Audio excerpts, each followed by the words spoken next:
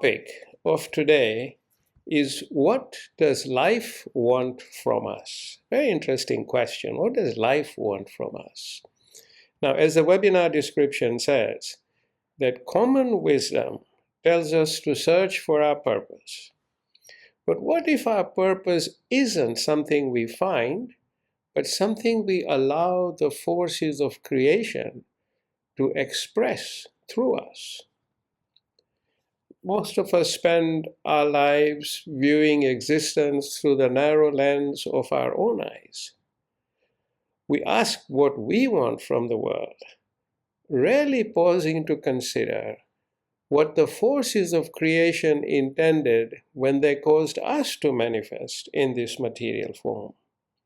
And that's what we're going to explore further over the next 15 to 20 minutes. Now, basically, today's insight was inspired by a video that Karima and I watched on YouTube very recently. And this video appeared on our screen very serendipitously. We were searching for a specific movie, and instead, this short video of a conversation between Lord Krishna and his beloved lover Radha just began to play. Doesn't happen normally. And we hadn't even selected it. So that for us was quite strange. Now, when something like this happens, I always pause and take note and ask, why? Why did this message show up? And we will see today why. I will paraphrase this message to simplify its essence. So it starts with Radha asking Krishna. She says, "Can I ask you a question that has been burning in my mind forever?" "Sure," replied Krishna. "What do you wish to know?" She looks intently at him and says, "When I look in your eyes, I see the entire universe. You are God and can do anything. Why do you need me in your presence? I'm just a simple mere mortal. Why did you create me? What purpose could I possibly serve for you?" So Krishna smiles and then explains. He says, "You are right. The entire universe and all its creations emanate from me. That is true. And I am omnipotent, as you rightly understood. But think of our relationship this way." He says, "I am the light of ultimate splendor. And yet, I cannot appreciate my own light because it shines brighter than all the light in the universe. So how can I appreciate my own light? The only way to see my own light and appreciate it is to have darkness present. Amidst darkness, I can appreciate the full splendor of my light. Hence I created you, to be the canvas against which my own light becomes evident to me, wholesome and complete." Then Krishna continues, because Radha looks a bit perplexed. He says, "I'm not saying I created you only to show me the dark canvas. No. I'm saying that through you, I see myself in entirety. Through you, I experience the depth of my own love. And this is why I need you with me." He says, "When you are not around, I look for you." So as I was hearing this, my own light bulbs began to go on. I remembered the saying of Maulana Rumi. He says, "That which you are seeking is seeking you. That which you are seeking is seeking you." It is a very deep statement, but now the picture began to unfold as to what these words really mean. And here, when Krishna says to Radha, "When you are not around, I look for you," in Rumi's words, we encounter exactly the same message. it is coming to us from two very different avenues.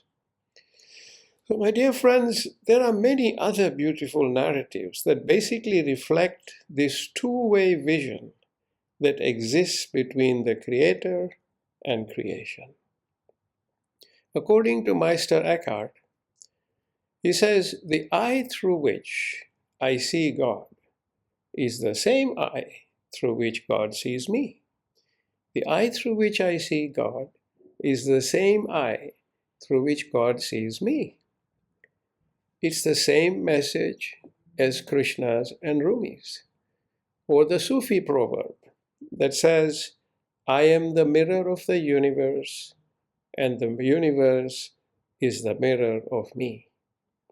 So, what we are discussing here is universal spiritual wisdom that has found its way to humanity from time upon time and creation upon creation.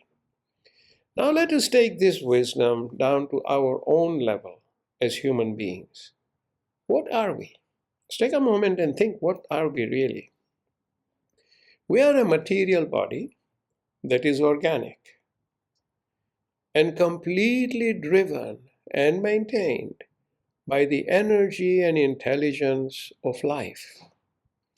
This body is specifically designed to allow us to live and experience the planet Earth, just like a spacesuit.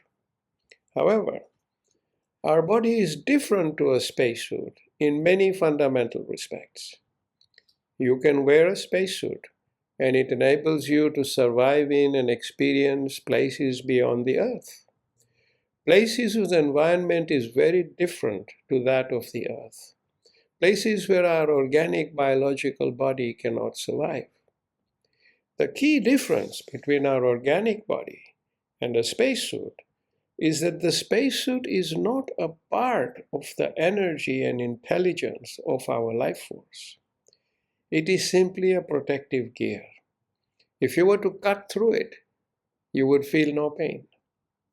If you were to shoot impulses at it, nervous impulses, and through it, it would do nothing. But our organic body, on the other hand, when energized with life, can see, hear, feel, and sustain itself amidst the environment of the Earth, which includes the Earth's temperatures, sunshine, gases, and more. So our organic body is actually a living entity. Next, when it comes time to leave this world, what happens to the organic body? Its life force, energy, and intelligence disengage from it and flows away, leaving the body now like a lifeless spacesuit. Literally, the life force and energy just begins to ebb and flow away. And now the body is left like a lifeless spacesuit. One scripture says that when life leaves the body, or the soul leaves the body, it flows away like a gentle scent in the wind.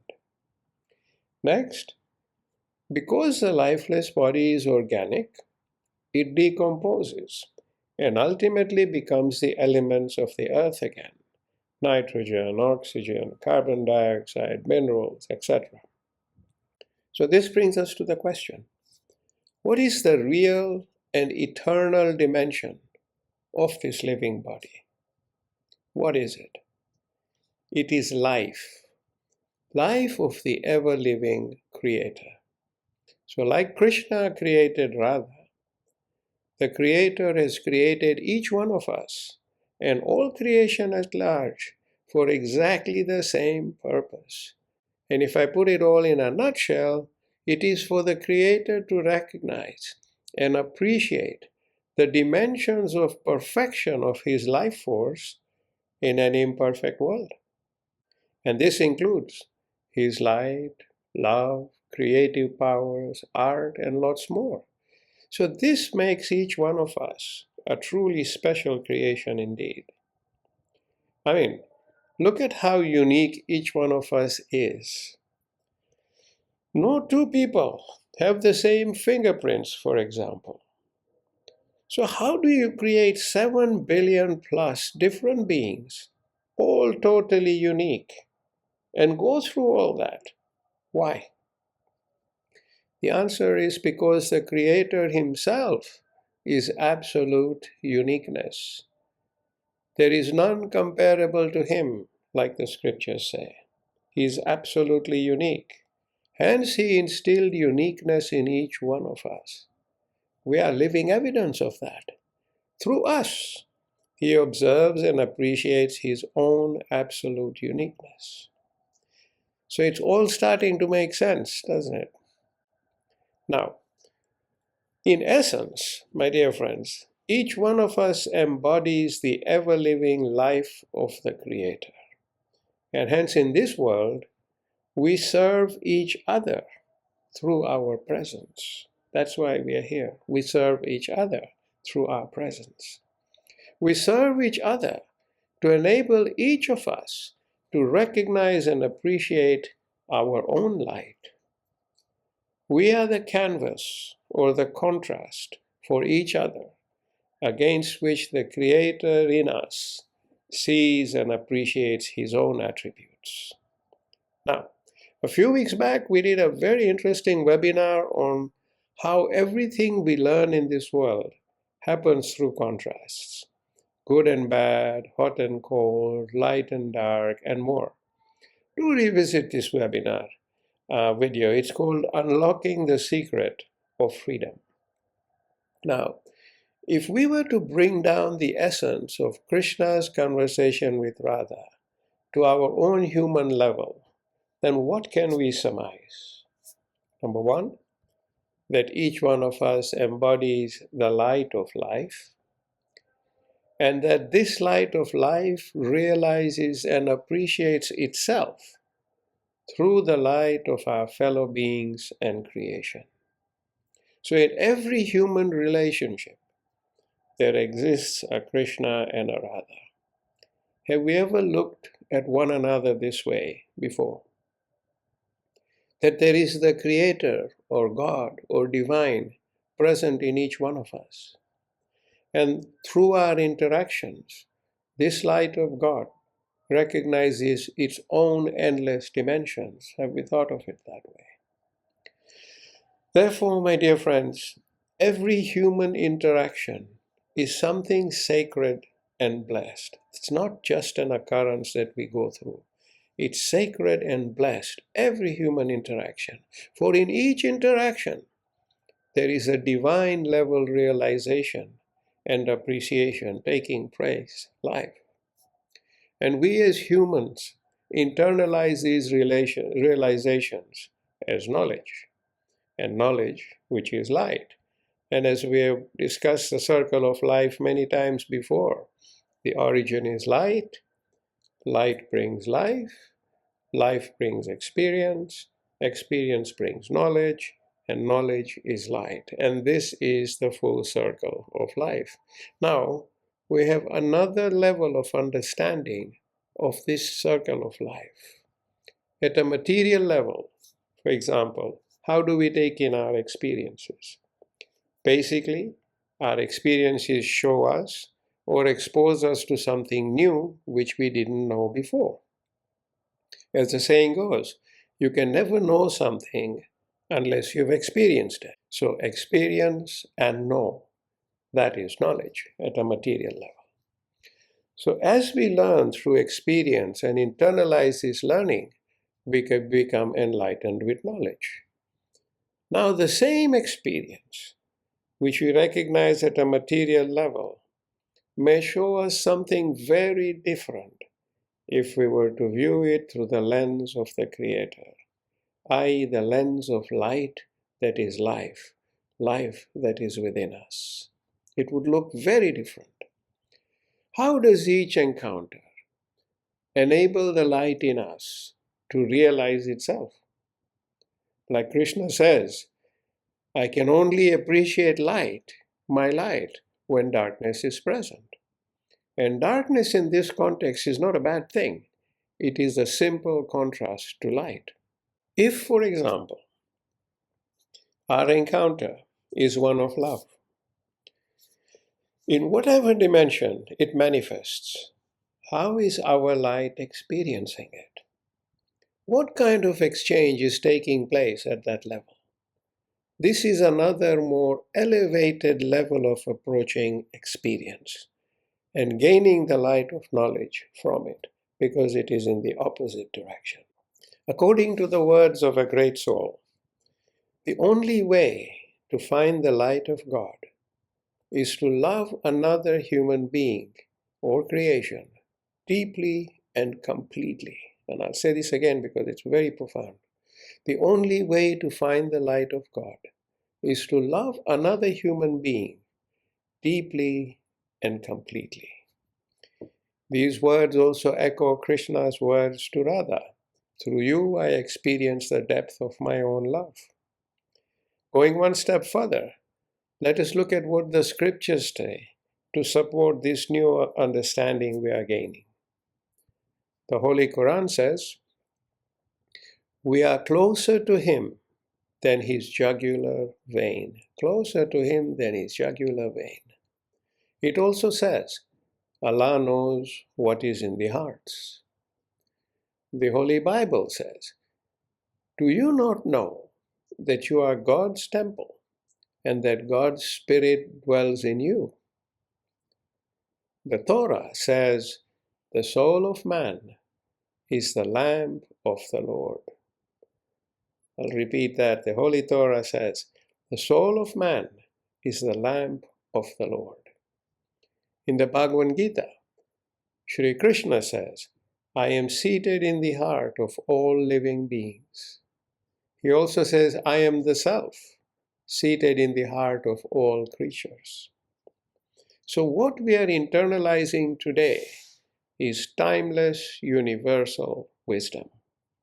In addition to the disclosure of these scriptures, I also have a personal experience I would like to share with you. So we're not just talking concept.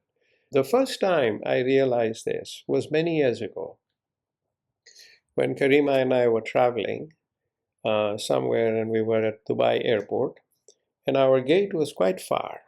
So we were in one of those buggies taking us. And I remember that 2/3 of the way through our journey, so I found everything around me suddenly change.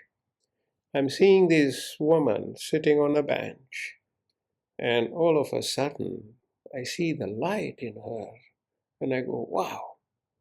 And then I see someone else, and I see the same light. And inside of me, I was feeling immense joy, because what I was viewing was something incredible. Every person I saw on the way to the plane was just light, was life, was the Creator. When I sat in the plane, I remember the air hostess coming to serve me coffee or tea, or I don't remember what it was. She came to me, and my first reaction was, no, no, no, you can't serve me. I should be serving you, because I could see the Creator in her. I saw this little boy walking in with his father. Again, the light of the Creator. That's when the coin dropped for me in such a beautiful way, that we have the light of the Creator in each other, and that you can see this light, and you can live within it, and you can experience it if you seek. And when I was looking at the quotes of these scriptures, I was going, how true. Since then, I've had such experiences many times in different parts of the world. But the point I'm making is it's not just what's written on paper for me. It is also what I myself have experienced. And it is something I pray you all experience. Maybe some of you already have, and you know what I'm saying. So the world looks very different through that lens. And I was just blessed that day to view it through that lens. And my reaction to people around me became so loving and humble, and I was just tearing away. So that's my personal experience of what we're talking about. And before we move on, all I can say comfortably that based on my own understanding and experience, The words of the scriptures we have just heard do disclose an undeniable reality. It is for each one of us to discover. So, my dear friends, if we understand that each and every being embodies his or her creator, then how should we view every person we encounter, be it our loved ones or be it strangers? How should we view them? Think about it. We are actually physically encountering our creator in literally each and every one we meet. This then begs the question, how should we be treating one another? If your eyes could see the creator in each and every being, would you ever be harsh to anyone? Would you ever hurt anyone? Would you ever be cruel?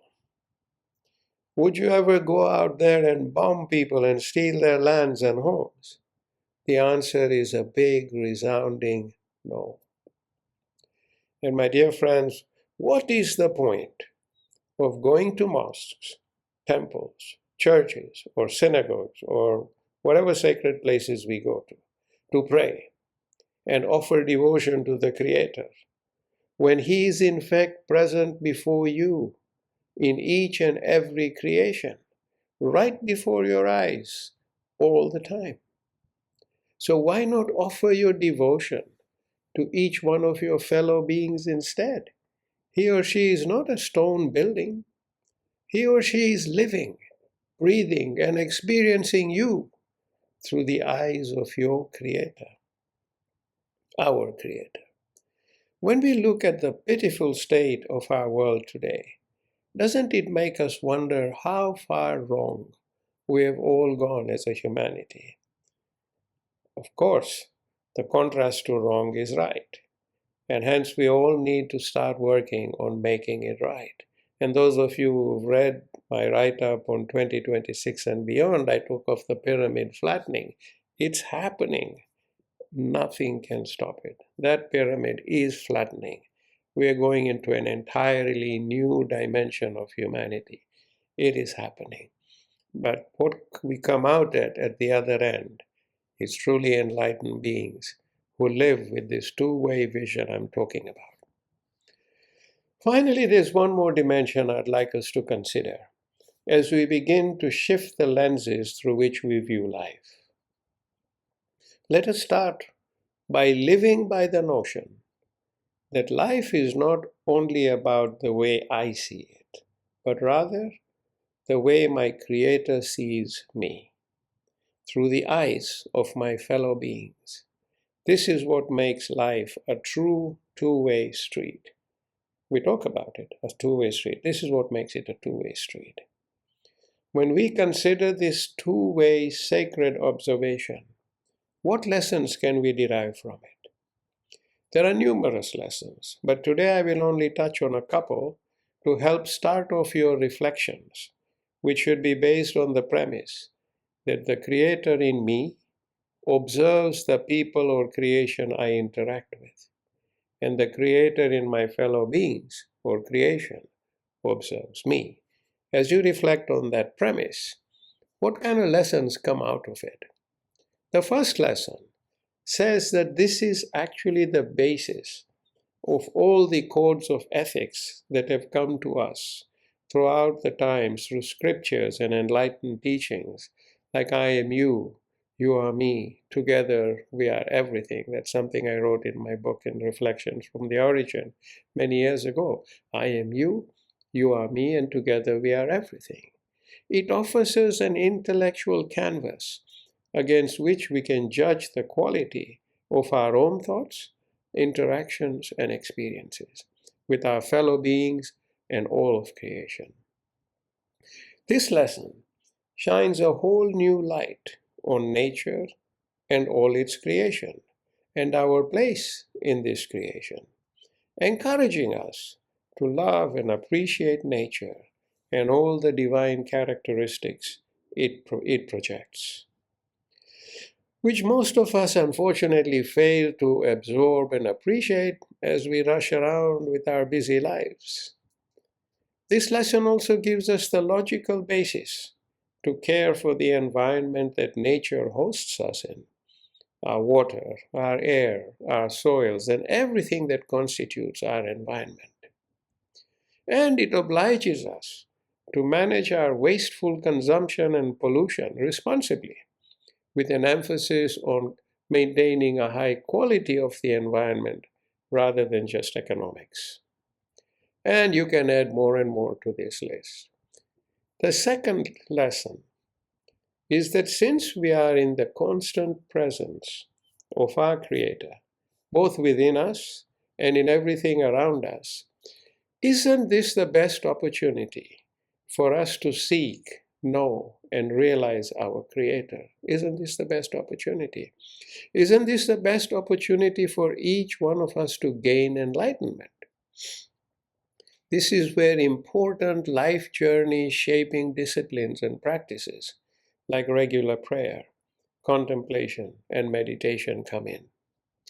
In my first book, Reflections from the Origin, I wrote a quote that says, "You are the fish that swims in water, and yet it is water that you seek." You are the fish that swims in water, yet it is water that you seek. So when we look at prayer, meditation, and contemplation, these are not boring requirements imposed upon us by our religions, cultures, and beliefs. No. But rather they are a deep inner invitation by our Creator to seek, recognize, and appreciate Him. They are an invitation to gain enlightenment. So, my dear friends, the motivation to pray or meditate should emerge from deep within us, based on some of the new understandings we have derived today. And in this context, let us once again remember the words of Rumi: "That which you are seeking is seeking you." Now that's the sacred invitation I'm talking about. In conclusion, my dear friends, our material presence in this world, while it may be temporary, offers us a rich platform for the eternal dimension in each of us to appreciate and realize itself. I leave you with the words of Max Planck. When you change the way you look at things, the things you look at change. When you change the way you look at things, the things you look at change. That was the insight I wish to share with you all today.